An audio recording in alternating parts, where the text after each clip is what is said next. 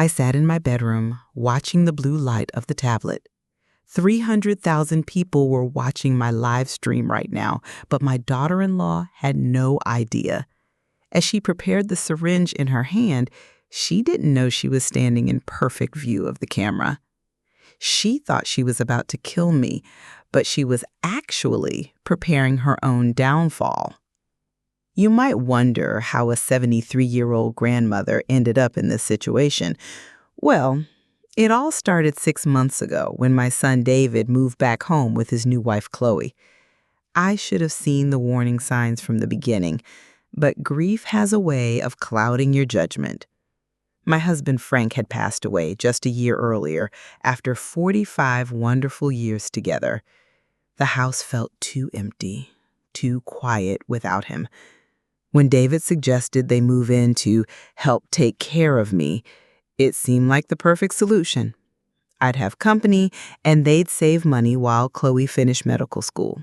That's what they told me, anyway. Chloe was 15 years younger than my son, beautiful, charming, and attentive. At first, she was the perfect daughter-in-law. She cooked dinner, asked about my medications, and even organized Frank's old photographs into albums. "You're part of my family now," she would say, holding my hand with just the right amount of pressure. "We take care of family." I believed her until I started noticing small things. My jewelry would be in slightly different positions. My medication pills looked different some mornings. And then there were the whispered conversations that stopped whenever I entered a room. "She's getting worse," I overheard Chloe telling David one evening. "The confusion, the paranoia, it's textbook dementia, honey." "Are you sure?" David's voice was strained. "She seems fine to me." "I'm in medical school, David. I know the signs.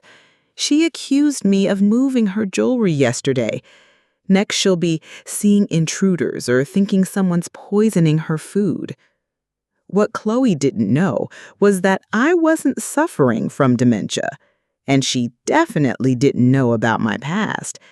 Before I met Frank, before I became a suburban housewife and mother, I was Detective Elizabeth Morrow of the Chicago Police Department.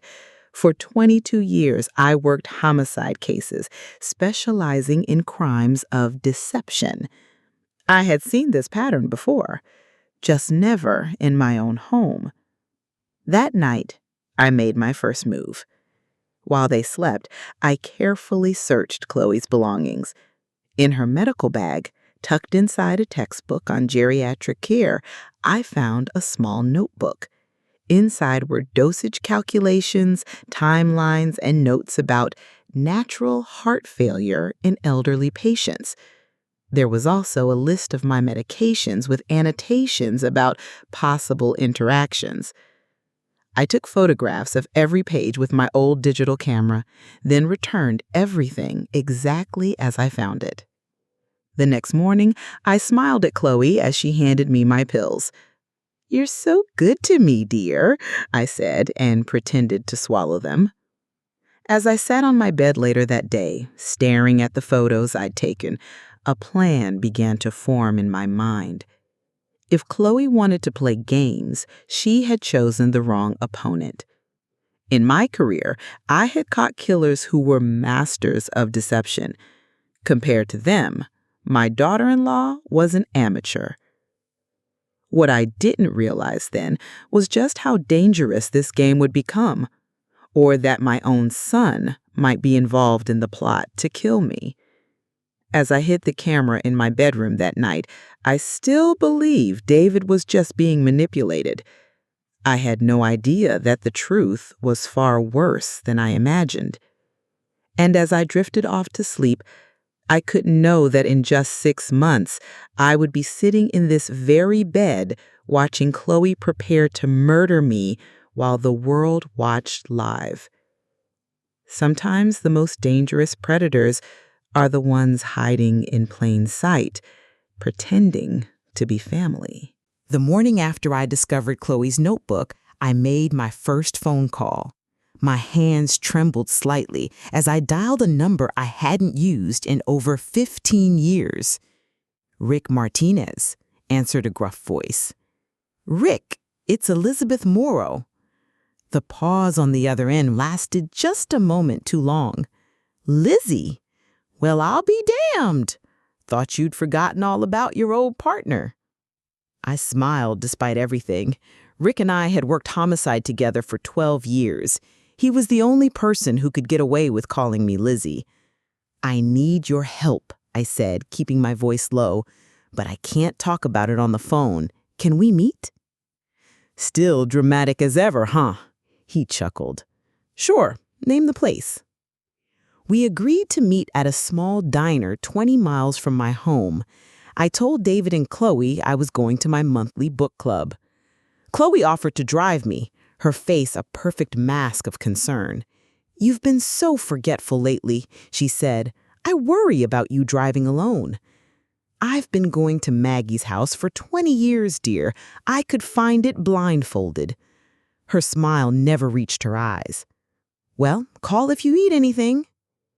The moment I pulled out of the driveway, I noticed David's car following at a distance. So, they were tracking my movements now. Interesting.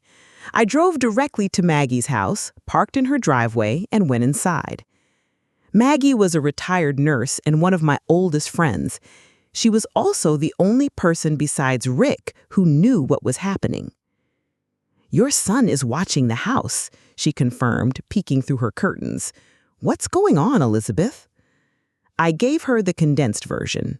"I need to slip out the back way. Can I leave my car here?" 20 minutes later, Rick picked me up 2 blocks away and we headed to the diner. Age had been kind to Rick. His hair was silver now, but he still had the same sharp eyes and no-nonsense demeanor. "You look good, Lizzie. Now tell me what kind of trouble you're in." I showed him the photos of Chloe's notebook. He studied them carefully, his expression darkening. "Your daughter-in-law is planning to kill you," he said finally. It wasn't a question. "That's my assessment, and she's convincing David I have dementia so no one will question it when I die." Rick placed his coffee cup down with deliberate care. "You need to go to the police." "With what? Photos of notes that could be explained away as medical studies? She's almost finished with medical school. It would be her word against mine, and she's already laying groundwork to discredit me." "So what's your plan?" I hesitated, then laid it out for him. His eyes widened. "That's insane, Lizzie, and probably illegal." "Do you have a better idea?" He didn't.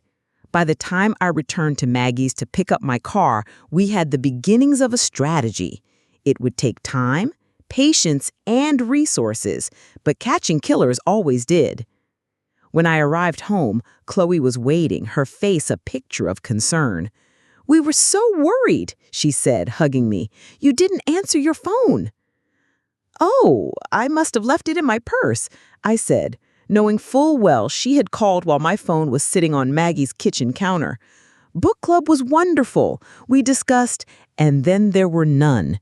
You know, the Agatha Christie murder mystery, where a killer picks off victims one by one. Something flickered in Chloe's eyes. Fear? Suspicion? I couldn't tell. "Sounds fascinating," she said finally. "David made dinner. Why don't you rest while I set the cable?" That night, after they went to bed, I began implementing phase 1 of my plan. Using the small toolkit Frank had given me years ago, I removed the cover of the electrical outlet behind my bedside table and installed the first of the cameras Rick had provided. It was smaller than a dime, virtually undetectable unless you knew exactly where to look. Over the next week, I placed 4 more around the house. One in the kitchen where Chloe prepared my food, one in the living room where they often whispered together, one in my bathroom medicine cabinet, and the last one in their bedroom. The last one was risky. If they caught me in their room, it would confirm their dementia narrative. But I needed to know if David was a willing participant or just another victim of Chloe's manipulation. What I discovered through those cameras shattered my heart in ways I hadn't thought possible. My son wasn't being manipulated. He was an active participant. "How much longer do we need to wait?" I heard him ask Chloe late one night. "These things take time. We need to establish the dementia pattern for at least 3 months. Then we can start increasing the dosage. The house will be worth twice as much once we renovate, and her investments will set us up for life. Just be patient." As I watched the recording, tears streamed down my face. This wasn't just about catching a killer anymore. This was about facing the ultimate betrayal. My own son wanted me dead. What they didn't realize was that their plan had just given me exactly what I needed: the motive. And with Rick's help, I was about to set a trap that neither one of them would see coming until it was too late. The camera footage was damning, but still not enough for a conviction. I needed more, an actual attempt, recorded evidence of Chloe trying to kill me, which meant I had to become the perfect victim. Over the next few weeks, I played my role flawlessly. I began forgetting small things: where I put my glasses, the day of the week, names of neighbors. I started taking the pills Chloe gave me, but not before testing them with the kit Rick had provided. She was giving me low doses of Ambien mixed with my regular medication, just enough to make me seem disoriented. I pretended the medication was working, becoming increasingly dependent on both David and Chloe. I stopped driving, gave David access to my bank accounts to help manage my finances, and even started occasionally calling Chloe by my sister's name. The look of triumph that passed between them was sickening. "You're making this too easy for them," Rick warned during one of our secret meetings. "They'll get sloppy if they think you're completely helpless." That's exactly what I want. When people get overconfident, they make mistakes. And Chloe was indeed getting bolder. The dosage in my medication increased weekly. Without the testing kit, I would have been in serious danger. I documented everything meticulously: the pills, the timestamps from the cameras, the conversations. Then, 3 months into my plan, something unexpected happened. My granddaughter, Mia, came to visit. At 19, she was David's daughter from his first marriage, a quiet, brilliant girl who lived with her mother in California. I hadn't seen her in almost 2 years. "Grandma!"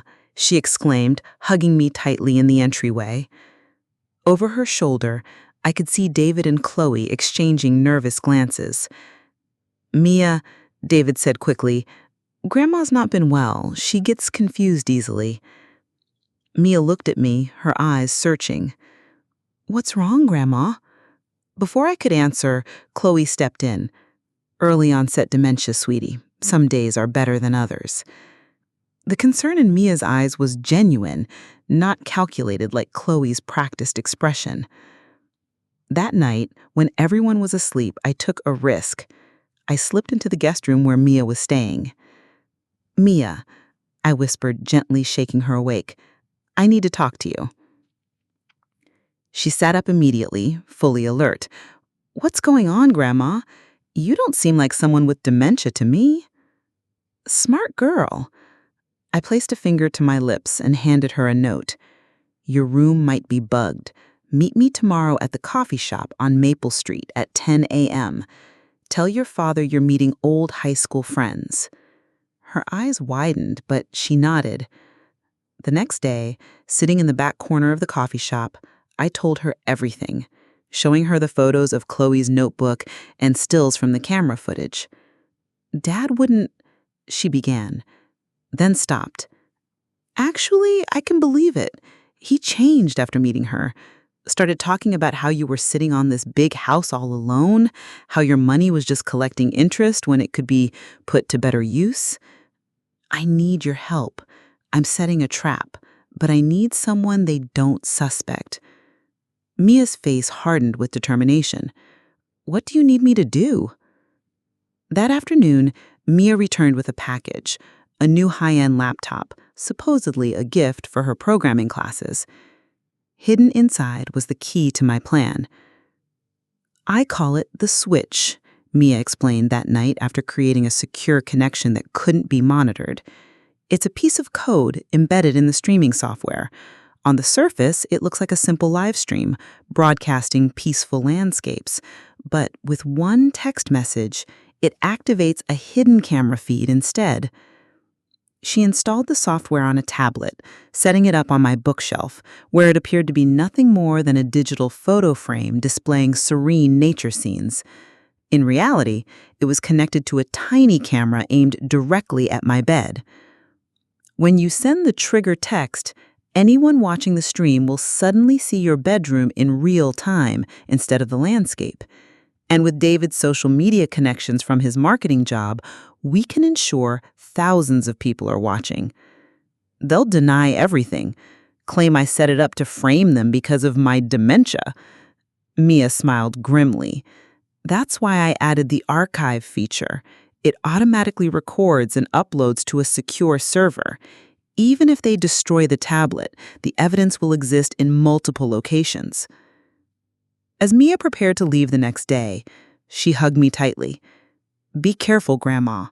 Chloe's dangerous, and Dad, well, he's not the person I thought he was. I'll be fine, I assured her, though we both knew the risk I was taking. People like Chloe always underestimate old women. That will be her mistake. After Mia left, the dynamic in the house shifted. Perhaps sensing that I had an ally, Chloe accelerated her timeline. The medication doses increased dramatically. If I had actually been taking them, I would have been bedridden. One evening, I overheard them in the kitchen, voices low but intense. The doctor said it could be any time, Chloe was saying. Her heart is weaker than we thought. Are you sure it will look natural? David asked. With her medical history and documented dementia, absolutely. A simple cardiac arrest in her sleep. Happens to elderly patients all the time. That night, I sent a text to Rick and Mia. Tomorrow night, be ready. The trap was set.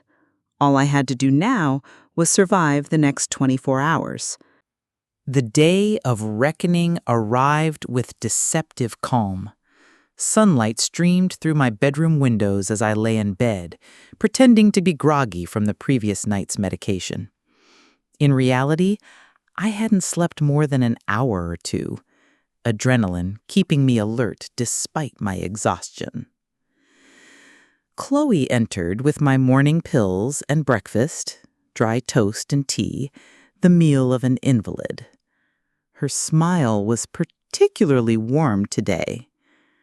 "How are we feeling this morning, Elizabeth?" she asked, her voice honey-sweet. "Tired," I mumbled, playing my part. "Very tired." "That's to be expected at your age, especially with your condition." She held out the pill cup. "These will help." I took the cup, pretending to swallow the pills while actually tucking them into the side of my cheek, an old trick I'd learned from watching suspects in the interrogation room. Chloe watched me carefully, but not carefully enough. "Good girl," she said, as if speaking to a child or pet. "David and I are thinking of having a small dinner party tonight. Nothing too exciting, just his boss and his wife. You don't mind, do you?" A dinner party. Perfect cover for what they had planned. Witnesses who could confirm I was confused and unwell before my untimely death. "That sounds nice," I said vaguely. "I'll try to rest so I can join you." "Oh, I don't think that would be a good idea," Chloe said quickly. "You know how these gatherings tire you out. I'll bring you dinner on a tray, and you can take your evening medication early. Get a good night's sleep." I nodded docilely. "Whatever you think is best, dear." Throughout the day, I made final preparations. I confirmed with Rick that the police would be ready to respond to my signal. I checked in with Mia, who had set up a system to monitor the live stream remotely. And I made sure the tiny cameras were still functioning properly. At 6 p.m., I heard the doorbell ring, David's boss arriving. I could hear the murmur of voices, laughter, the clink of wine glasses. The perfect normal evening before a tragedy. At 7:30 p.m., Chloe brought my dinner tray, soup, and more medication. "I've increased your sleeping pills slightly. You've been so restless lately, and I want you to have a good night's sleep." I smiled weakly. "You take such good care of me, Chloe." After she left, I disposed of the soup and pills in the special container Rick had provided for evidence. Then I got into bed and waited, listening to the dinner party winding down downstairs. At 10:15 p.m., I heard the doorbell close as the guests left. Then, hushed voices in the hallway. David and Chloe, discussing their plans for the night. "Give it another hour," Chloe was saying. "The medication should have her completely under by then." At 11:30 p.m., my bedroom door creaked open. I kept my breathing slow and deep, feigning sleep. Through barely opened eyes, I saw Chloe enter, David hovering in the doorway behind her. "Is she out?" he whispered.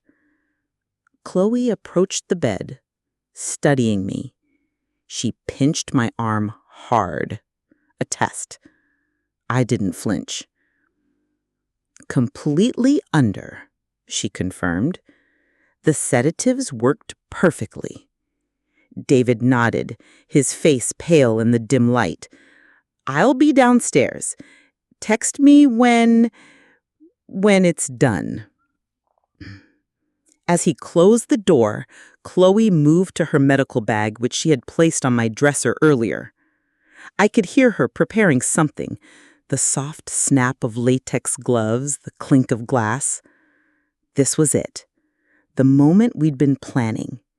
With my hand hidden under the covers, I sent the pre-programmed text to activate Mia's system, 217490. Across town, Mia would be watching her computer screen, confirming that the switch had been activated. The live stream that had been showing peaceful forest scenes to a few hundred of David's social media followers had just switched to a live feed of my bedroom, where Chloe was preparing to murder me. And unknown to both David and Chloe, one of those followers was Rick Martinez, who had a police response team standing by. Chloe turned toward me, syringe in hand, her face serene and focused. In that moment, she looked more like a predator than a caregiver, her true nature finally revealed. "It's a shame, Elizabeth. You had a good run, but it's time to say goodbye." I remained perfectly still. Feeling my heart pounding against my ribs, the trap was set, the audience was watching, and Chloe was about to incriminate herself on a live stream viewed by hundreds, maybe thousands of witnesses. What she didn't realize was that she wasn't the hunter anymore. She was the prey.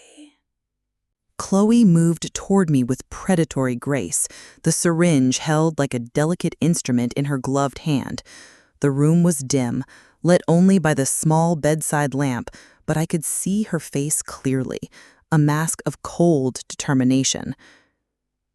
"This won't hurt," she whispered, leaning over me, just like falling asleep. No one will suspect a thing, just a sad but expected passing of an elderly woman with dementia. She brushed a strand of hair from my forehead with false tenderness. The gesture made my skin crawl. David's waiting downstairs, you know. He's having a drink to steady his nerves. So sentimental about his mommy, even though he wants your money as much as I do. She pulled back the sleeve of my nightgown, exposing my arm. The irony is, if you just updated your will like we suggested, we might not have had to do this. But you were always stubborn, weren't you? Even with your mind slipping away. As she brought the needle toward my skin, I knew it was time. My eyes snapped open, locking directly with hers. "Hello, Chloe," I said calmly. Her hand froze, the needle hovering inches from my arm. Shock registered on her face, quickly replaced by calculation. "Elizabeth, you're awake. Did you have a nightmare?" "No nightmare. I'm perfectly lucid. And I haven't taken your drugs in weeks." Confusion flickered across her face.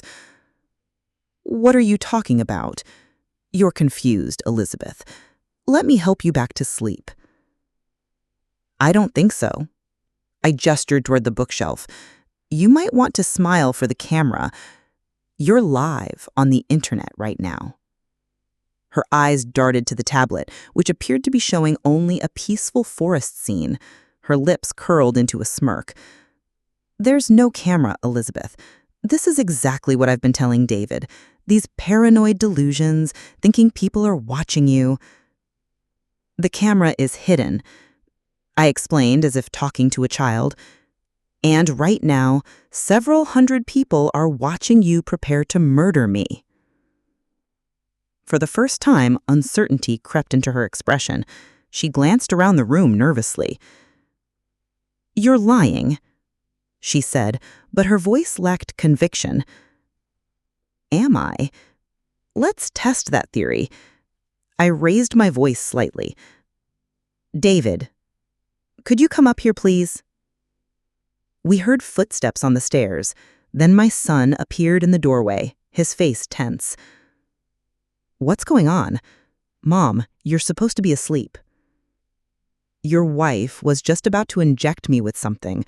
Would you like to tell me what's in that syringe she's hiding behind her back?" David's eyes widened as he looked at Chloe. "What is she talking about?" Chloe's composure was cracking. "She's having another episode. I came to check on her and she started accusing me." "Stop lying," I interrupted. "I know everything. The drugs you've been giving me, the fake dementia diagnosis, your plans for my money after I'm gone." David stepped further into the room, his face pale. "Mom, you need to take your medication and get some rest." "I don't have dementia, David. I never did." I reached under my pillow and pulled out a small recorder. "This has been recording our entire conversation. And that's not all." I pointed to the tablet again. "That's not a digital photo frame. It's broadcasting everything happening in this room right now to hundreds of people online, including the police." Panic flashed across Chloe's face. She looked at the tablet with new understanding. "Turn it off," she hissed at David. "Now." David lunged for the tablet, but I was quicker than they expected. I pressed a button on the small remote control hidden in my hand. Another invention for Mia. Suddenly, the tablet screen changed, showing the live stream feed of the three of us in the bedroom. Chloe's face drained of color. "You're bluffing," she whispered, but the fear in her eyes told me she was beginning to believe me. "It's over, Chloe," I said quietly. "The police are already on their way." As if on cue, we heard the distant wail of sirens. David's eyes darted to the window, then back to me, his expression morphing from disbelief to desperation. "Mom, please. You don't understand." We never meant to hurt you. We just needed my money, my house, my life. Chloe's survival instincts kicked in. She dropped the syringe and grabbed my arm, her nails digging into my skin. "Turn it off," she screamed. "Turn off the broadcast now, or I swear I'll—" The bedroom door burst open with a crash. 2 police officers rushed in, weapons drawn. "Police! Hands where we can see them!" Chloe released me immediately, raising her hands. David stood frozen, his face a mask of shock and betrayal. As the officers handcuffed Chloe, I saw a familiar figure in the doorway, Rick, his expression grim but satisfied. Our plan had worked. Chloe struggled against the handcuffs, her composure completely shattered. "She's lying!" she screamed. "She's mentally ill. She set this up." One of the officers picked up the syringe from where Chloe had dropped it on the floor, securing it as evidence. As they led Chloe away, she turned to David, her eyes wild. "Tell them she's crazy." But David said nothing. The weight of what he'd done, what he'd almost done, seemed to have finally hit him. He looked at me, his mother, as if seeing me for the first time in months.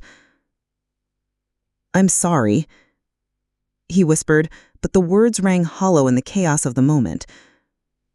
Rick came to sit beside me on the bed as the officers took David into custody as well. "You okay, Lizzie?" he asked softly. I nodded, though in truth I felt nothing but numbness. The adrenaline was wearing off, leaving behind the crushing reality my own son had conspired to murder me. As they led David from the room, he looked back at me one last time. In his eyes, I saw not the man he had become, but the little boy I had raised, now lost to me forever. The trap had worked perfectly, but the victory felt hollow, tainted by the bitter taste of betrayal. The hours following the arrests passed in a blur of police statements, evidence collection, and medical examinations.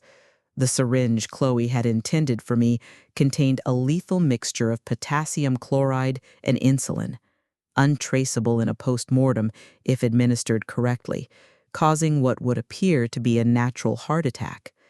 By dawn, I was sitting in Rick's kitchen, a blanket around my shoulders and a cup of untouched tea growing cold in front of me. The adrenaline had completely worn off, leaving me exhausted and hollow. "The DA's already building the case," Rick said, sitting across from me. "With the live stream footage, the hidden cameras, and the physical evidence, it's solid. They won't get away with this, Lizzie." I nodded absently, staring into the middle distance. "My own son, Rick." He reached across the table and squeezed my hand. "I know. I'm sorry." There was a soft knock at the door. Rick answered it and returned with Mia, her face pale with exhaustion, but her eyes burning with a mixture of anger and determination. "Grandma," she said, rushing to embrace me. "Are you okay? I watched it all happen on the stream. It was terrifying." I hugged her tightly, drawing strength from her presence. "I'm all right, thanks to you. Your program worked perfectly. The stream peaked at over 350,000 viewers," she said, pulling back to look at me. "It's all over the internet. Dad and Chloe, they can't deny what they tried to do." The mention of David made my heart constrict painfully. "Have you spoken to him?" Mia shook her head. "Not yet. Not maybe ever." Her voice broke slightly. "How could he do this to you? To his own mother?" It was the question that had haunted me through the long night. The betrayal cut deeper than any physical wound could have. "Greed," Rick answered when I couldn't. "It's the oldest motive there is." "But there has to be more to it," I said finally. "David was never like this before. Chloe changed him somehow." Mia sat down beside me. "Maybe. Or maybe she just brought out something that was already there." The harsh truth of her words hung in the air between us. My granddaughter had shown more wisdom and loyalty than my own son. The next few days were a whirlwind of legal proceedings and media attention.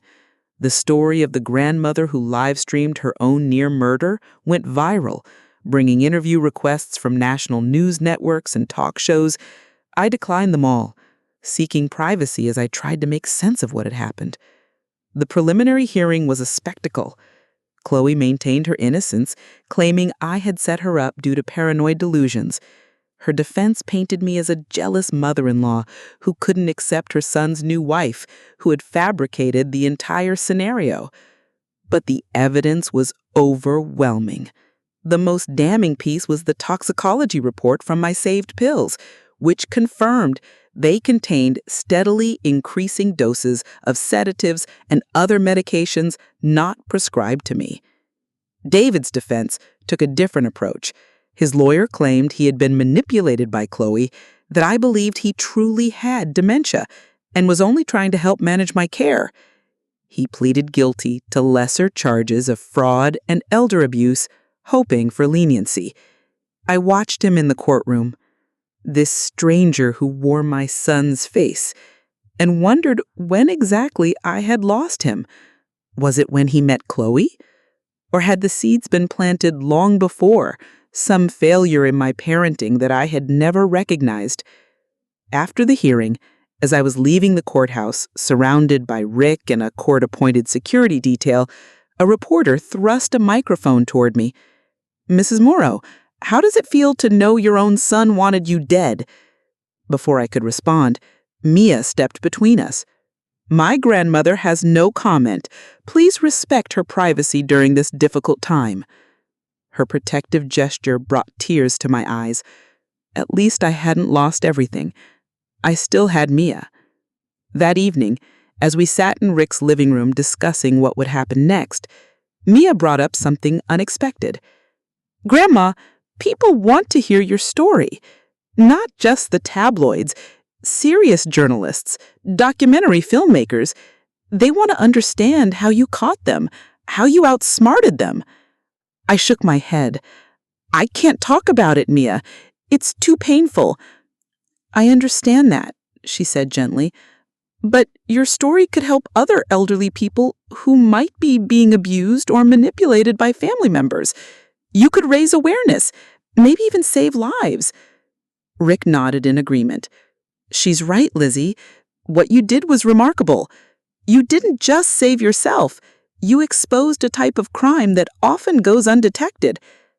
I considered their words. Perhaps there was purpose to be found in this tragedy. Perhaps my experience could serve as a warning to others. "I'll think about it," I promised. That night, alone in Rick's guest room, I opened my laptop and began to write. Not for the journalists or filmmakers, but for myself. I needed to make sense of what had happened, to process the betrayal, and find a way forward. As the words flowed onto the screen, I realized something important. This wasn't just a story about betrayal. It was also a story about strength, about refusing to be a victim, despite age or circumstance. It was about finding allies in unexpected places and standing up for oneself when the people who should protect you become the threat. By dawn, I had written over 20 pages, and the crushing weight on my chest had lightened somewhat. I hadn't forgiven David. I'm not sure I ever could, but I had begun to reclaim my narrative from the tragedy that had nearly ended it. As the sun rose over Rick's quiet neighborhood, I made a decision. I would tell my story, not just for myself, but for all the other vulnerable people who might be silently suffering.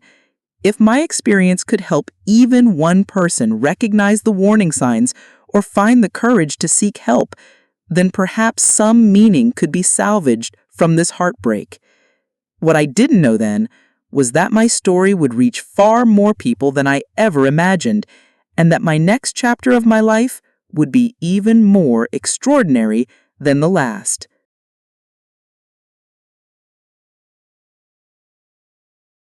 3 months after the arrests, I sat in a television studio, adjusting my earpiece as a makeup artist made final touches to my face. The bright lights were disorienting, the atmosphere tense with pre-broadcast energy. "We're on in 5, Mrs. Morrow," a young producer informed me. "Remember, just speak naturally. Your story is compelling enough without embellishment." I nodded, my heart racing. This was my first public interview since the incident, an exclusive with one of the most respected journalists in the country. Mia sat just off camera, giving me an encouraging thumbs up. And we're live in 3, 2, 1. Good evening. I'm Catherine Bell, and tonight we're speaking with Elizabeth Morrow, whose extraordinary story of survival and justice has captivated the nation. Mrs. Morrow, thank you for joining us. "Thank you for having me," I replied, my voice steadier than I felt. "For those few who may not be familiar with your story, could you briefly tell us what happened?" I took a deep breath. My son and his wife moved in with me after my husband passed away. They began drugging me and convincing everyone I had dementia, with the intention of eventually killing me and inheriting my estate. And instead of becoming their victim, you caught them in the act using technology and your background as a former detective. Yes, though I couldn't have done it alone. My granddaughter Mia and my former police partner were instrumental in setting up the sting operation. Catherine leaned forward. "What's most remarkable to many people is your composure throughout the ordeal. The footage of you confronting your daughter-in-law as she prepared to inject you with a lethal substance shows extraordinary calm. How did you maintain that level of control?" "Police training never really leaves you," I explained. "But more than that, I think it was the clarity that comes with fighting for your life. There was no room for panic." "And your son? How do you process that level of betrayal?" The question hit like a physical blow, despite my preparation for it. The studio lights seemed suddenly brighter, hotter. "I'm still processing it," I admitted. "Some days I wonder if I missed signs earlier, if there was something I could have done differently as a mother. Other days I'm simply angry. The grief comes in waves." The interview continued for 30 minutes, covering the technical aspects of the trap we'd set, the legal proceedings that followed, and the broader implications for elder abuse in America. Throughout, I maintained my composure, speaking clearly and directly about even the most painful details. As we neared the end, Catherine asked the question I'd been dreading most. "Your son David has requested to see you several times since his incarceration. Have you visited him?" "No," I said simply. "I'm not ready for that." "Do you think you ever will be?" I paused, considering my answer carefully. "I don't know. Forgiveness isn't a simple decision, especially when trust has been so fundamentally broken. But I haven't closed that door completely." After the interview aired, my phone wouldn't stop ringing. Offers for book deals, speaking engagements, even movie rights poured in. The public was fascinated not just by the attempted murder, but by my response to it, the way I had refused to play the role of helpless victim despite my age. "You've become something of an icon for senior empowerment," Rick commented one evening, as we sorted through the various offers with Mia's help. "I don't think I had that in mind," I said, somewhat uncomfortable with the attention. "Maybe not, but it's happening anyway," Mia replied. "The hashtag, Don't Underestimate Grandma, has over 1 million posts. Women in their 70s and 80s are sharing stories of standing up to abuse and manipulation." I thought about this for a long moment. Then perhaps I should be more deliberate about the platform I've been given. Over the next 6 months, I channeled my unexpected fame into advocacy. I spoke at conferences about elder abuse, consulted with law enforcement agencies on detecting and preventing crimes against seniors, and worked with technology companies to develop safety solutions for vulnerable populations.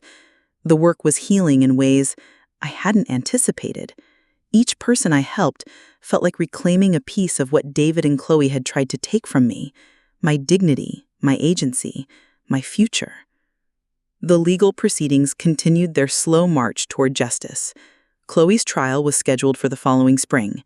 David, having accepted a plea deal, was sentenced to 8 years in prison with possibility of parole after 5. The prosecutor had pushed for a harsher sentence, but I surprised everyone by requesting leniency for my son. Why would you do that? Rick had demanded when I told him. After what he tried to do to you? I'm not doing it for him, I explained. I'm doing it for me. Carrying that level of anger and vengeance.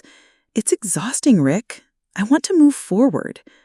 One rainy Tuesday, almost a year after the night of the live stream, I finally agreed to visit David in prison. Mia offered to come with me, but this was something I needed to do alone. The visitor's room was bleak and institutional, the air heavy with desperation and disinfectant. When the guards brought David in, I barely recognized him. Prison had aged him dramatically, his hair thinner, his shoulders hunched, his eyes hollow. "Mom," he said, his voice catching, as he sat across from me at the scratched metal table. I studied him silently, searching for the son I had raised in this stranger's face. "You didn't think I'd come," he continued when I didn't immediately speak. "I didn't think either," I admitted. An uncomfortable silence stretched between us. What do you say to a son who conspired to murder you? What words could possibly bridge such a chasm? "I'm sorry," he finally said, his eyes downcast. "I know that's not enough. It will never be enough." "Why, David?" The question that had haunted me for a year finally escaped me. He flinched as if I'd struck him. "No, I mean, yes, partly, but it was more complicated than that." "Explain it to me then. Make me understand how my son could do this." And so he tried. He spoke of financial pressures, of Chloe's ambitions and his desire to please her, of the subtle ways that she had isolated him and fostered resentment toward me. He spoke of his own weaknesses, his envy of more successful friends and his fear of failure. She made it seem rational somehow, like you were already slipping away from us, so what did it matter if we accelerated the timeline a bit? And then once we started down that path, it was hard to turn back. I listened without interrupting, without offering absolution. When he finished, I simply asked, "Do you understand what you took from me? Not just potentially my life, but my trust in the person I should have been able to trust most in this world?" Tears filled his eyes. "I think about it every day, every night. I don't expect forgiveness, Mom. I just wanted you to know that I understand now what I did." As I left the prison that day, rain falling softly around me, I felt a strange sense of closure. Not forgiveness, that might never come completely, but an ending to the most painful chapter of my story. Rick was waiting in the parking lot, concern etched on his weathered face. "How did it go?" "About as well as could be expected," I replied, climbing into his car. "Let's go home." Home was different now, a small but elegant condo in a secure building where neighbors checked on each other and security cameras monitored the hallways. I had sold the house where my husband and I had raised our family, where my son had plotted my death. Too many ghosts lived within those walls. That evening, as I prepared for a speaking engagement the next day, my phone chimed with a text message from an unknown number. It contained only a link to a news article. The headline made my blood run cold. "Chloe Morrow escapes custody during hospital transfer." My hands trembling, I immediately called Rick. "She's out," I said without preamble. "Chloe escaped." His voice tightened with alarm. "I'm on your way over. Don't open the door for anyone. I'll contact the police department and have them send a patrol car to your building." As I waited for Rick to arrive, I moved through my security protocols with mechanical precision. Doors locked, windows secured, panic button activated. But beneath the practiced calm, a chill of fear ran through me. Chloe was free, and I had no doubt she would come looking for the woman who had ruined her plans and put her behind bars, the woman she had already tried to kill once before. The trap had worked the first time, but now Chloe would be desperate with nothing left to lose. And I knew from my years in law enforcement that there is nothing more dangerous than a cornered predator. My phone rang, Mia calling from her apartment across town. "Grandma, have you seen the news? She's out. You need to be careful." "I'm being careful, sweetheart. Rick is on his way over and the police are sending a patrol car." "I'm coming too," she said firmly. "No, Mia, stay where you are. You'll be safer there." After we hung up, I stood by the window scanning the street below. The rain had intensified, blurring the streetlights into hazy orbs. Somewhere out there, Chloe was free, planning, waiting, and so was I. 48 hours after Chloe's escape, I sat in a secure conference room at the police station, surrounded by familiar faces from my past life in law enforcement. The manhunt for Chloe had intensified, spreading across 3 states with no solid leads. Captain Morris, my former supervisor and now the precinct commander, spread a map across the table. "We've got checkpoints here, here, and here," he said, marking locations with a red pen. "All transportation hubs are under surveillance. Her photo is everywhere." "She won't use public transportation," I said, studying the map. "Too risky. She'll find another way." Rick nodded in agreement. "Lizzie's right. Chloe's smart and desperate. A dangerous combination. She'll avoid cameras and crowds." "We've got officers stationed at your condo building," Captain Morris assured me, "and patrol cars doing regular passes. You're safe." But I knew better. The prickle at the back of my neck, the detective's instinct I'd relied on for decades, told me Chloe would find a way. She wasn't running to escape justice. She was running toward revenge. "I can't just sit in my condo waiting for her to make a move," I said. "I need to be proactive." "What are you suggesting?" Morris asked, his expression wary. He knew me well enough to recognize the determined set of my jaw. "We use me as bait," I said simply. "Make it appear that I'm vulnerable, draw her out, and catch her." "Absolutely not," Rick snapped. "That's exactly what she wants." "Exactly," I agreed, "which is why it will work. She's focused on me, not on escape. Her primary goal is revenge." "It's too dangerous," Captain Morris said, though I could see he was considering the strategy. "We can't put you at risk." "I'm already at risk," I pointed out.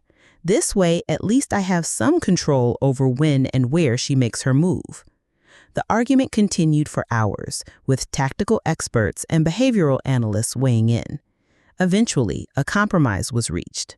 A controlled operation with me in a secure location made to appear vulnerable through carefully leaked information with a full tactical team nearby. The plan was set for 3 days later, enough time to prepare, but not so long that Chloe would have moved too far away or changed her appearance too dramatically. I returned to my condo under heavy police escort, outwardly calm, but inwardly alert to every shadow, every unfamiliar face. Mia was waiting for me, having ignored my instructions to stay away. Her determination reminded me so much of myself at her age that I couldn't be angry. "She's been monitoring online chatter," she said as soon as I walked in, "looking for any signs she might be using technology to track you or communicate with allies." And nothing concrete, but there was an attempted login to Dad's old email account from an IP address in Cumberland County. Could be nothing, could be her. I made a mental note to pass this information to the investigative team. "You shouldn't be here, Mia. It's not safe." "Which is exactly why I'm not leaving you alone," she replied stubbornly. "Besides, I brought reinforcements." From the kitchen emerged a tall, broad-shouldered young man with a serious expression. "Mrs. Morrow, I'm Ethan. I work in cybersecurity with Mia. I'm also a former Marine." I raised an eyebrow at my granddaughter, who had the grace to look slightly embarrassed. "She's my boyfriend," she admitted, "and he's here to help keep an eye on things." I assessed Ethan with a detective's practiced eye, the alert posture, the careful positioning that gave him clear sight lines to all entrances, the subtle but unmistakable presence of a concealed weapon under his jacket. Military training was evident in every movement. "I assume you have a permit for that," I said, nodding toward his concealed firearm. He didn't bother denying it. "Yes, ma'am, and extensive training." "Good. We might need it." That night, as Nia and Ethan took turns keeping watch, I tried to rest. The upcoming operation would require all my focus and energy. But sleep proved elusive, my mind racing with scenarios and contingency plans. Around 2 a.m., I gave up and went to the kitchen for tea. Ethan was at the window, scanning the street below with methodical precision. "Any movement?" "Nothing unusual," he replied, "but I don't like the limited visibility from this angle." I joined him at the window. The rain had finally stopped, leaving the streets slick and reflective under the streetlights. A few cars were parked along the curb, and an unmarked police vehicle was stationed at the corner, visible to me only because I knew what to look for. "You were a detective for how long?" Ethan asked, his eyes still on the street. 22 years, mostly homicide." "Mia talks about you all the time, says you're the reason she got into cybersecurity, wanting to fight crime like her grandmother." This was news to me. Mia and I had always been close, but she'd never mentioned that I had influenced her career choice. "She's brilliant," I said, "much smarter than I ever was." Different skills, different era, but the same core: seeing patterns others miss, understanding how predators think. We fell into comfortable silence, the kind that exists between people who understand the weight of vigilance. As dawn approached, Rick called with an update. The operation was being moved up.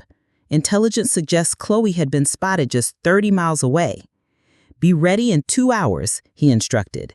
"And Elizabeth, be careful. This woman has nothing left to lose." As I hung up, I felt a strange calm settle over me. The hunter in me recognized that the final confrontation was approaching, the moment when predator and prey would meet again, though this time, the roles would be reversed. "They're moving up the operation," I told Mia and Ethan over breakfast. "I need to get ready." Mia's face tightened with worry. "I don't like this plan. There are too many variables, too many things that could go wrong." "It's the best chance we have of catching her before she hurts someone else," I said gently. "The police will be monitoring everything. I'll be as safe as possible." "Which isn't the same as actually safe," she argued. I couldn't disagree. The plan involved risk, calculated risk, but risk nonetheless. I would be positioned in a remote lakeside cabin owned by the police department, ostensibly hiding out while the search continued elsewhere. Information about my location would be accidentally leaked through channels Chloe might be monitoring.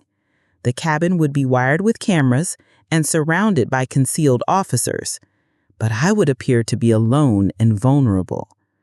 As I prepared to leave with the police escort, Mia hugged me fiercely.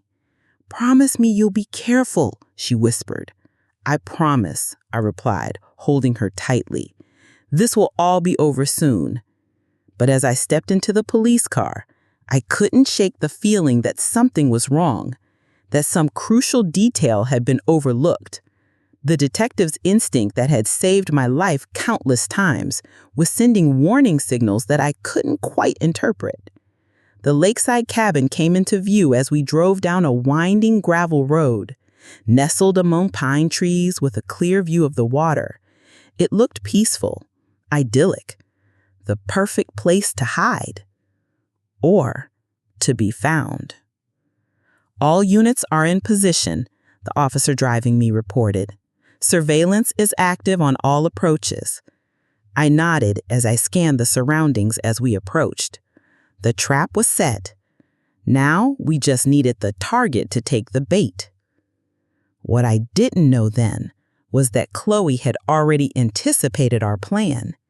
She wasn't coming for me at the cabin. She was going after Mia.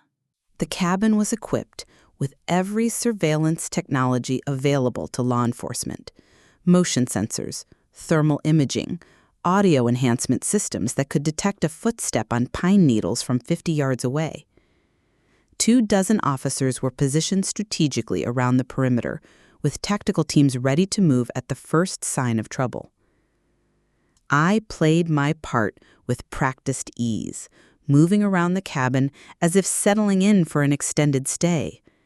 I prepared dinner in full view of the windows, read a book in the armchair facing the front approach, and finally prepared for bed around 10 p.m., keeping to normal routines that would be visible to anyone watching from the surrounding forest. The radio on the bedside table crackled softly. "All clear on the perimeter," came the quiet update from the operation commander. "No movement detected." I acknowledged with a brief click of the transmit button. The waiting game had begun. Hours passed. Midnight came and went. Then 1 a.m., then 2. The forest around the cabin remained still and silent. The only sounds the occasional hoot of an owl or rustle of wind through the pines. At 2:17 a.m., my cell phone rang, a sound so unexpected in the quiet night that I nearly jumped. The number was Mia's. "Mia?" I answered, immediately alert. "What's wrong?" There was a moment of silence, then a voice that turned my blood to ice. "Hello, Elizabeth. Missing your granddaughter?" Chloe. My mind raced as training kicked in. Keep her talking. Signal for help. Don't show fear. I pressed the emergency button on my radio, then spoke calmly into the phone. "Where is Mia?" "Safe, for now." Chloe's voice was eerily composed. "She's quite brave, your granddaughter. Keeps telling me I won't get away with this. Just like her grandmother. Overconfident." I could hear the operation springing into action around me, whispered commands over the radio, the soft movement of tactical teams repositioning. "What do you want, Chloe?" I asked, fighting to keep my voice steady. A soft laugh. "What do I want? I want my life back. I want the future you stole from me. But since that's not possible, I'll settle for making you suffer as I have." "Let Mia go," I said, fighting to keep my voice steady. "She has nothing to do with this." "She has everything to do with this. She helped you trap me. And now she's helping me trap you." Chloe's voice hardened. "Here's what's going to happen. You're going to leave that cabin. Alone. No police, no backup. You're going to drive to the address I'm about to text you. If I see any sign of police involvement, if you're not here within 90 minutes, your granddaughter dies. Understand?" I understand, my mind already analyzing options, escape routes, potential scenarios. "And Elizabeth, don't think you can outsmart me this time. I've learned from my mistakes." The line went dead. Seconds later, a text arrived with an address, an abandoned industrial site about 40 miles away. Captain Morris burst into the cabin, his face tense. "We heard. We're tracking Mia's phone now and sending units to her apartment." "It won't matter," I said, already reaching for my coat. "Chloe wouldn't be calling from there. She's too smart for that." "You can't seriously be considering going alone," Rick said, entering behind Morris. "It's obviously a trap." "Of course it's a trap," I agreed, "but she has Mia." "We'll find another way," Morris insisted. "We can track you, set up a perimeter around the meeting location." "No." My voice was firm. Chloe said alone, and she meant it. She'll be watching. The moment she suspects police involvement, Mia is dead. Rick's face was ashen. "Lizzie, you can't. She wants to kill you." "I know. And I have 85 minutes to get there." What followed was a heated debate about tactics, risk assessment, and alternatives. But with every passing minute, my resolve hardened. This was my fight. My granddaughter was in danger because of me. "At least let us wire you," Morris finally conceded, recognizing the determination in my eyes. "Something minimal she won't detect." I agreed to a small transmitter disguised as a hearing aid, undetectable unless Chloe conducted a thorough search, which she might. It was a risk, but one worth taking. As I prepared to leave, Rick pulled me aside. "I know that look," he said quietly. "You're planning something." "I'm planning to get my granddaughter back," I replied. "And then what? What's your endgame here, Lizzie? Because Chloe's is clear. She wants both of you dead." I met his concerned gaze steadily. "Then I'll have to make sure that doesn't happen." The drive to the abandoned factory was tense, every sense heightened as I navigated dark country roads. I knew there would be unmarked police vehicles following at a distance, but close enough to respond if the transmitter activated my distress signal. It wasn't much of a safety net, but it was all I had. The factory loomed against the night sky, a hulking silhouette of crumbling brick and broken windows. I parked in the empty lot and checked my watch. 7 minutes to spare. Taking a deep breath, I reached into my coat pocket and removed a small item I hadn't disclosed to the police team.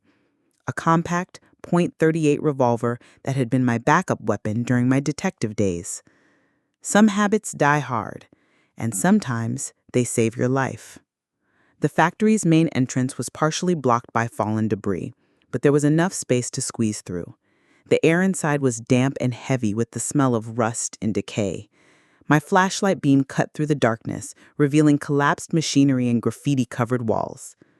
"Hello, Elizabeth," Chloe's voice echoed from somewhere above me. I swung my flashlight upward, illuminating a metal catwalk where she stood, one hand holding a gun, the other gripping Mia's arm. My granddaughter's face was bruised, her hands bound in front of her, but her eyes were alert and defiant. "I came alone," I called up. "Just like you asked. Let her go."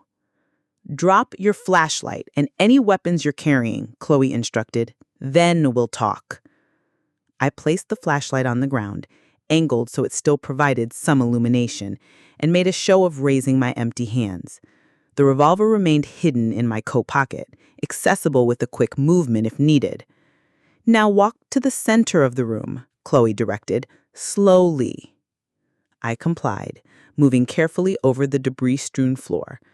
From this new position, I could see Mia more clearly. She was watching me intently, her expression communicating something beyond fear. She was trying to tell me something. "That's far enough," Chloe said when I reached the center of the vast room. "You know, I've thought about this moment for months. All those long nights in prison, planning what I'd say to you when I finally had you cornered." "And what did you decide?" I asked, keeping her talking while I assessed the situation. The catwalk had 2 access points, stairs on either end of the room. The distance between us was about 30 feet, too far for any sudden movements. "I decided words aren't enough," Chloe replied coldly. "Actions speak louder, don't they, Elizabeth? You taught me that with your little Livestream stunt." She nudged Mia closer to the edge of the catwalk. "Did you know factory accidents are still quite common? Even in abandoned places like this. People fall through rotted floors, tumble from heights. Such tragic accidents." "This isn't about Mia," I said, fighting to keep panic from my voice.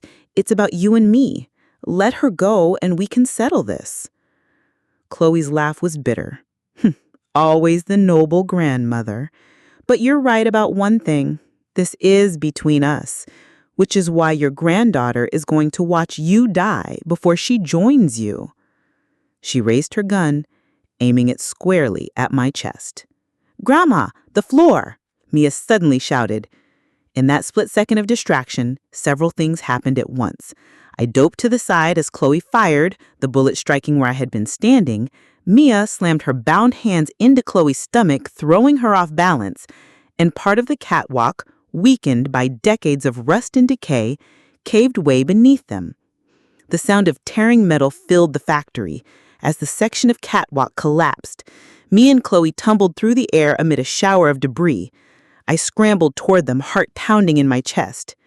Mia had managed to grab onto a dangling support beam, her bound hands wrapped around the metal as she hung suspended about 15 feet above the concrete floor. Chloe had landed hard, her body crumpled amid twisted metal and broken concrete. "Mia, hold on," I called, already searching for a way to reach her. "I'm okay," she called back, her voice strained with effort. But I can't hold on much longer. I spotted a partially collapsed staircase that might provide access. Climbing over fallen machinery and debris, I made my way toward it, praying it would hold my weight. Behind me, I heard movement, the sound of metal scraping against concrete. I turned to see Chloe pushing herself upright, blood streaming from a gash on her forehead. Her eyes met mine, filled with hatred and determination. Her gun lay a few feet away, and we both saw it at the same time. We lunged simultaneously, Chloe stumbling through pain, me hampered by age and the treacherous footing. My hand closed around the weapon just seconds before hers would have reached it. "It's over, Chloe," I said, rising to my feet with the gun trained on her. "Don't move." Her laugh was more of a pained wheeze. "Is it over, Elizabeth? Look around you. Your granddaughter is hanging by her fingertips. The police aren't here. It's just us, just like I wanted." "The police are on their way," I told her, backing toward the staircase while keeping the gun aimed at her. "You've lost." "Have I?" She took a step forward, then another, ignoring the weapon in my hand. "Are you going to shoot me, detective? Because that's the only way this ends." "Don't test me," I warned, continuing to move toward Mia. "Grandma!" Mia's voice was urgent. "My hands are slipping." Chloe smiled, blood staining her teeth. "Tick-tock, Elizabeth. What's it going to be? Shoot me or save her? You can't do both." She was right. If I turned my back on her to help Mia, she would attack. If I kept her at gunpoint, Mia might fall before help arrived. Time seemed to slow as I made my decision. In that moment, I was not a grandmother, not a victim, but the detective I had once been, making the hardest choice of my career. "I'm sorry." And I pulled the trigger. The shot echoed through the cavernous factory, a deafening crack that seemed to freeze time itself. Chloe's expression shifted from smug certainty to shock as she staggered backward, clutching her shoulder where the bullet had struck. I hadn't aimed to kill. Even after everything she had done, I couldn't bring myself to cross that line, but I had aimed to stop her. "Grandma!" Mia's voice broke through the ringing in my ears. "Hurry!" Keeping the gun trained on Chloe, who had collapsed to her knees, I backed toward the staircase. "Don't move," I warned her. "The next shot won't be in your shoulder." The partial staircase creaked ominously as I climbed, rust flaking beneath my feet. I reached the level just below where Mia hung, her knuckles white with effort. "I'm here," I called up to her. "Can you swing toward me?" She nodded, gritting her teeth as she began to move her body like a pendulum, building momentum with each swing. Below us, I could see Chloe watching, her face contorted with pain and hatred. On Mia's third swing, she released the beam, flying through the air toward me. I braced myself, arms outstretched to catch her. The impact nearly knocked me off the precarious platform, but I managed to steady us both against the railing. "I've got you," I breathed, holding her tightly. "I've got you." Her bound hands pressed awkwardly between us. "She came to the apartment," Mia gasped. "She had a gun. Ethan tried to stop her, but she shot him. Is he—" "I'm sure he's fine," I reassured her, though I had no way of knowing. "The police would have found him by now. Let's get you down from here." We began our careful descent, the staircase groaning beneath our combined weight. Halfway down, a metallic scraping sound made me look up. Chloe had dragged herself to the fallen section of catwalk and was reaching for something amid the debris. "Hurry," I urged Mia, pushing her ahead of me. "Get to the ground." As Mia stumbled the last few steps to the factory floor, I turned back to see Chloe rising unsteadily to her feet, a jagged piece of metal clutched in her hand. Her face was a mask of pure rage as she lurched toward the staircase. "This ends now," she snarled, swinging the makeshift weapon at the supports holding the already damaged stairs in place. Metal shrieked against metal. The entire structure shuddered, then began to give way. I lunged for the bottom steps, but too late. The staircase was collapsing, taking me with it. I fell amid a shower of rust and debris, landing hard on the concrete floor. Pain exploded through my hip and side. The gun skittered away from my hand, sliding across the smooth cement beyond my reach. Through a haze of pain, I saw Chloe stumbling toward me, her makeshift weapon raised. Mia tried to intercept her, but Chloe backhanded her with surprising strength, sending my granddaughter sprawling. "You should have died in your bed," she spat, standing over me now. "It would have been peaceful. Now it's going to hurt." I looked up at her, this woman who had destroyed my family, who had turned my son against me, who now threatened my granddaughter. In her eyes, I saw nothing human remaining, but only the cold calculation of a predator about to strike. As she raised the jagged metal to deliver a killing blow, I reached into my coat pocket and withdrew the small revolver I had kept hidden. Chloe's eyes widened in shock as I aimed it directly at her chest. "You're right," I said quietly. "This ends now." The second shot was louder than the first, or perhaps it just seemed that way in the sudden stillness that followed.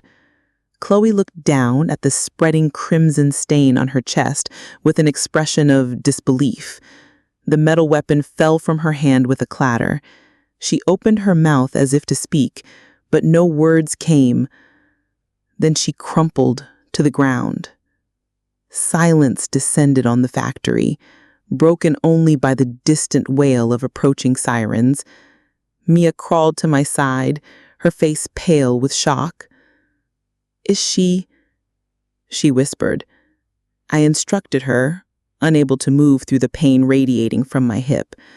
"But be careful." Mia cautiously approached Chloe's still form, pressing 2 fingers to her neck. After a moment, she looked back at me and shook her head. The reality of what had just happened washed over me. In all my years as a detective, I had never taken a life. Now, at 73, I had killed someone to protect myself and my granddaughter. The weight of that action settled on my chest like a stone. "You had no choice," Mia said, returning to my side and taking my hand. "She would have killed us both." "I know," I replied, though the knowledge did little to ease the burden. "Are you hurt?" "Nothing serious." She began working at the rope binding her wrists. "We need to get you help. Your hip looks bad." The sirens were louder now, accompanied by the flash of blue and red lights through the factory's broken windows. Help had arrived, later than I'd hoped, but not too late. The next hours passed in a blur of paramedics, police statements, and hospital corridors.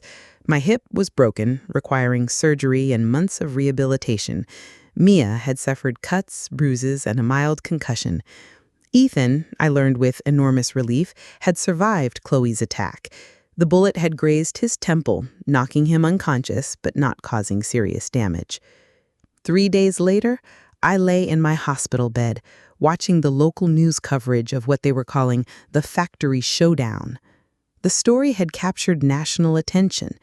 The grandmother who had twice outmaneuvered a killer, first with technology and then with sheer determination. Rick visited daily, bringing updates on the investigation, and more importantly, coffee that wasn't hospital-grade swill.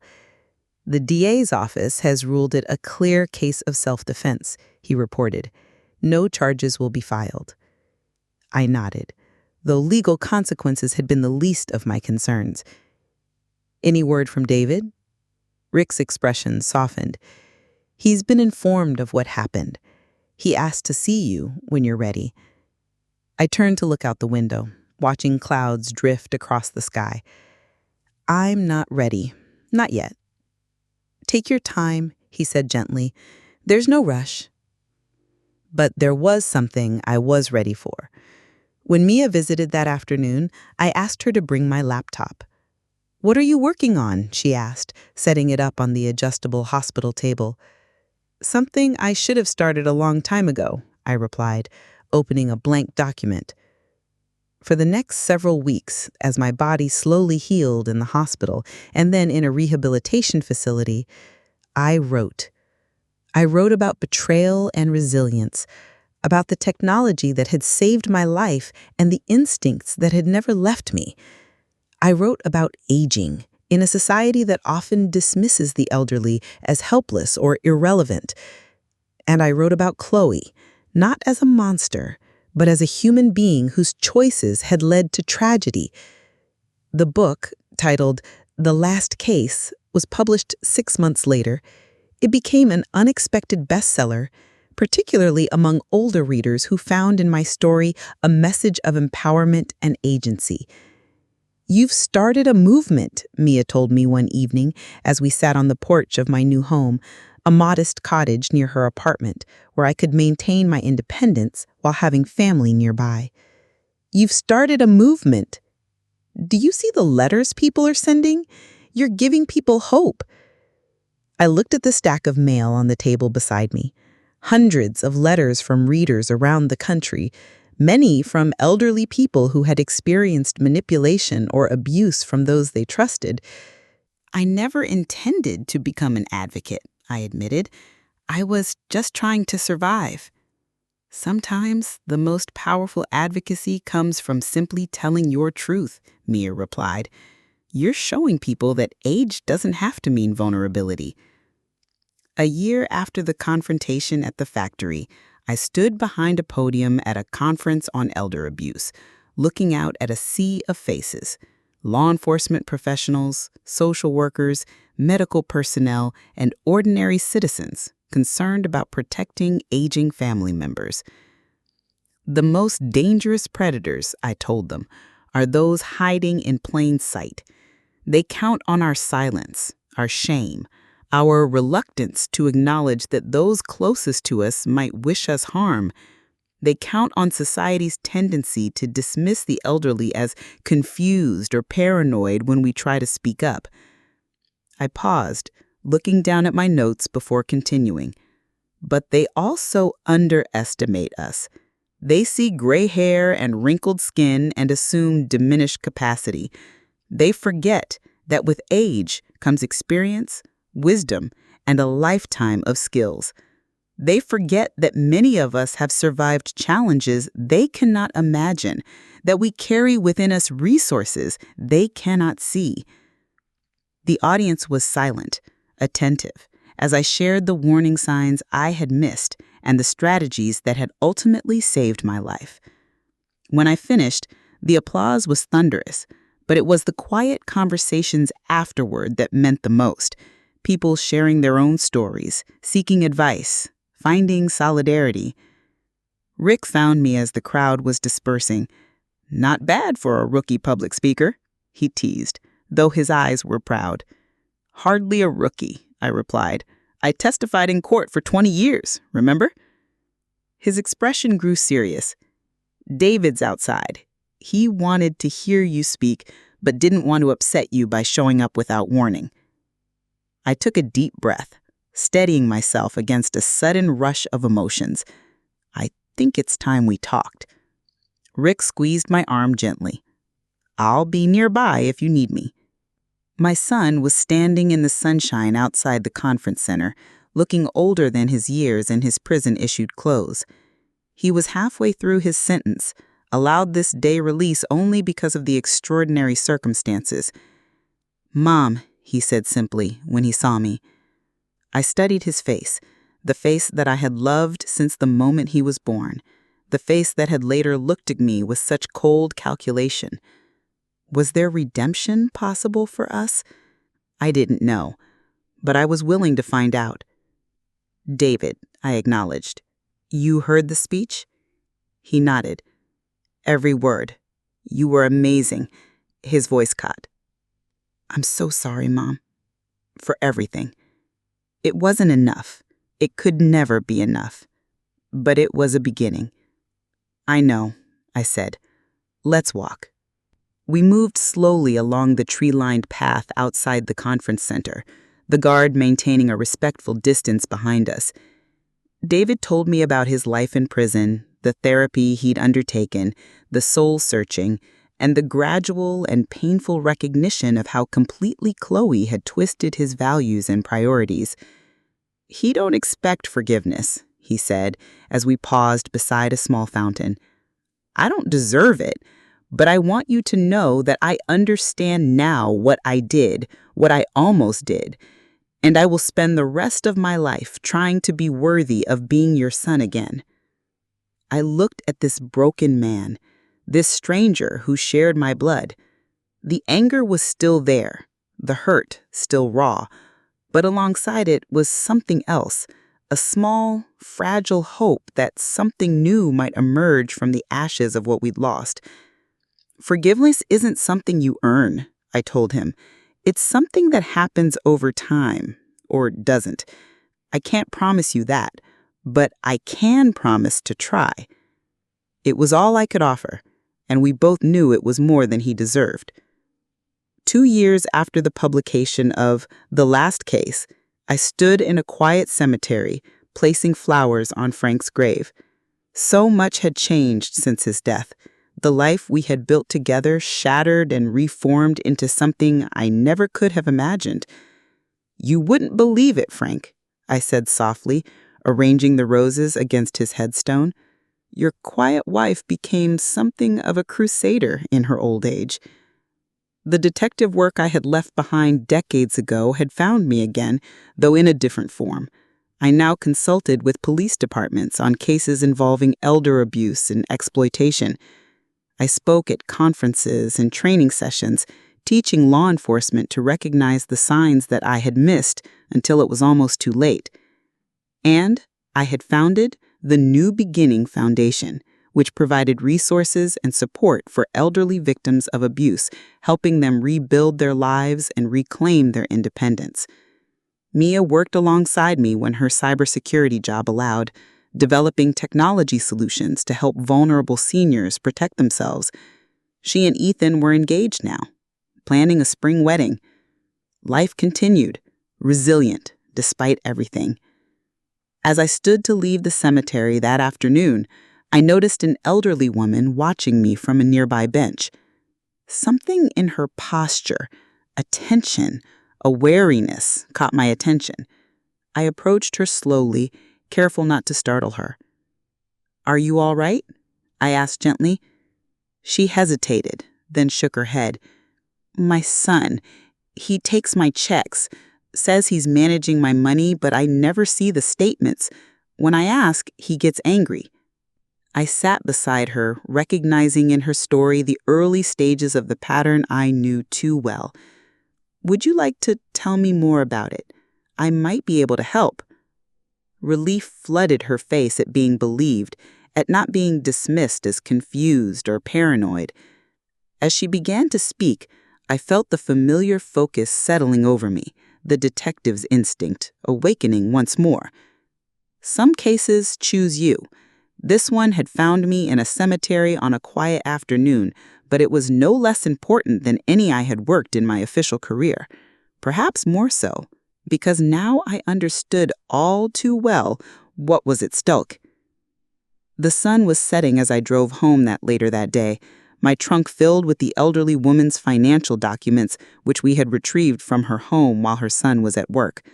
The first steps in building a case, in reclaiming her security and independence.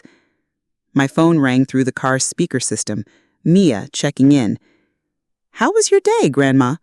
she asked, the familiar warmth in her voice a balm after the emotional afternoon. "Busy. I may have taken on another case," I replied. "You classic," she chuckled. "Need any help with the tech side?" "Probably. I'll bring the documents over tomorrow." As we chatted about wedding plans and her latest coding project, I felt a profound sense of gratitude wash over me. Despite everything, the betrayal, the violence, the loss, I had found my way to this new chapter. Not the peaceful retirement I had once envisioned, but something more meaningful. Purpose, connection, and the chance to use my hardest experiences to help others.